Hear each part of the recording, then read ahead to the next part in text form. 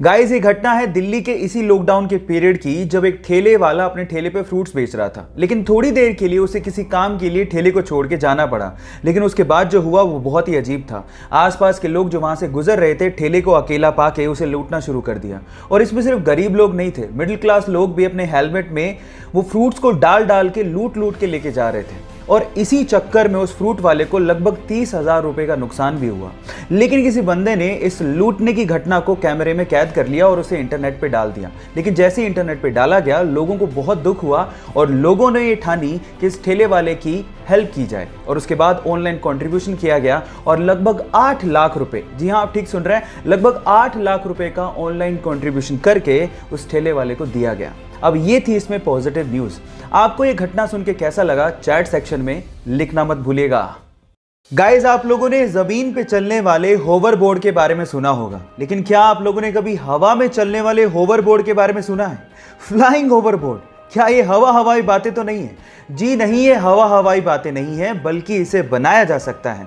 और इसे बनाने के लिए 2 चीजों की जरूरत है। पहला मैग्नेट और दूसरा पायरोलाइटिक ग्रेफाइट। ये पायरोलाइटिक ग्रेफाइट क्या है? ये एक ऐसा सब्सटेंस है जो कि मैग्नेटिक फील्ड में आते ही डायामैग्नेटिक सब्सटेंस की तरह काम करता है। यानी कि मैग्नेटिक फील्ड में आते ही ये मैग्नेट के अपोजिट डायरेक्शन में फोर्स अप्लाई करता है और हवा में ही रहता है।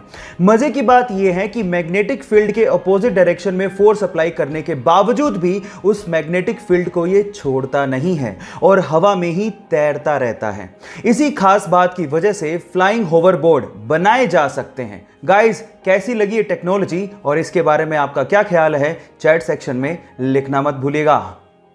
एयर पॉल्यूशन आज के समय की सबसे बड़ी समस्या है और इसका खामियाजा ना सिर्फ नेचर को भुगतना पड़ रहा है, बल्कि इंसान भी इससे अछूता नहीं है। पर कनाडा ने अपने यहां पर एयर पोल्यूशन को कंट्रोल करने के लिए और CO2 की मात्रा को कम करने के लिए सन 2015 में दुनिया का सबसे बड़ा कार्बन कैप्चरिंग प्लांट अपने यहां पे इंस्टॉल किया है। इस कार्बन कैप्चरिंग प्लांट को बिग आई ब्लैक और बिल गेट्स की मदद से इंस्टॉल किया गया है। इस प्लांट के अंदर बड़े बड़े फैंस इस तरह से इंस्टॉल किए गए हैं कि वो सबसे पहले एनवायरनमेंट से एयर को सक करते हैं और उसके बाद CO2 की मात्रा को कंट्रोल करते हैं और उसके बाद वही फ्रेश एयर एनवायरनमेंट में वापस से छोड़ दी जाती है।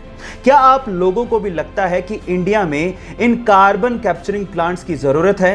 चैट सेक्शन में लिखना मत भूलिएगा। हमारी अर्थ पे बढ़ते हुए पॉपुलेशन की वजह से कभी कभी ये दिल में ख्याल आता होगा कि काश हमारी धरती थोड़ी सी बड़ी होती। लेकिन अगर ऐसा होता तो इंसान को एक नुकसान भी होता, और वो ये कि इंसान कभी भी स्पेस में नहीं जा पाता। एटलीस्ट 2020 तक तो नहीं जा पाता। उसके पीछे का रीज़न क्या है? तो रीज़न ये है कि किसी भी स्पेसक्राफ्ट को अर्थ के ग्रेविटेशन से बाहर निकलने के लिए अर्थ की एस्केप वेलोसिटी को क्रॉस करना होता है, जिसकी वैल्यू है 11.19 किलोमीटर पर सेकेंड। लेकिन अर्थ बड़ी होती तो उसका ग्रेविटेशन ज़्यादा होता और उसकी एस्केप वेलोसिटी भी ज़्यादा होती। और इतनी टेक्नोलॉजी हमारे पास एडवांस है ही नहीं जिससे हम उस एस्केप वेलोसिटी को क्रॉस कर पाते हैं।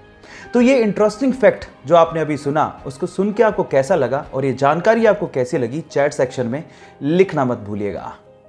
जब प्लेन क्रैश करने वाला हो तो क्यों ना सभी यात्रियों को अपना अपना पैराशूट दे दिया जाए ताकि वो अपनी जान बचा सके। फिर एयरलाइंस वाले ऐसा क्यों नहीं करते? उसके पीछे के 3 कारण हैं। पहला कारण, पैराशूट बहुत ज़्यादा भारी होते हैं जिससे ईंधन की खपत बढ़ जाएगी, और दूसरा, पैराशूट बहुत ज़्यादा महंगे भी आते हैं। दूसरा, पैराशूट को चलाने के लिए इनिशियल ट्रेनिंग की ज़रूरत होती है जो कि ज़रूरी नहीं कि हर यात्री के पास हो। और तीसरा, पैराशूट पहले मैं खोलूंगा मैं कूदूंगा, पहले मैं खोलूंगा मैं कूदूंगा, इस चक्कर में कोई कूद तो नहीं पाएगा, लेकिन प्लेन में भसड़ ज़रूर मच जाएगी। सो इन 3 कारणों की वजह से पैराशूट एयरलाइंस प्रोवाइड नहीं करती हैं। ये इंटरेस्टिंग फैक्ट जान के आपको कैसा लगा, चैट सेक्शन में लिखना मत भूलिएगा।